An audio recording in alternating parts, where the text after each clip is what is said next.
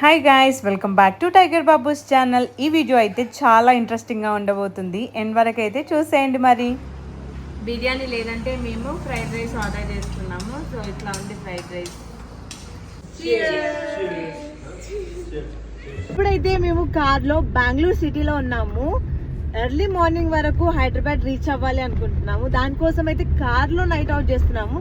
So కార్లో night out ఎట్లా చేస్తాం, ఏం చేస్తాం అనేది ఈ వీడియోలో చూడండి. మా గోల చూడండి కార్లో. చిత్రమైన తాపసివే చిరనింటలాసివే సరసపు చెలి చెలిరా ఎలా విడిచి బతకనే పిల్లారా పిచ్చి పెంచడానికా చంపడానికా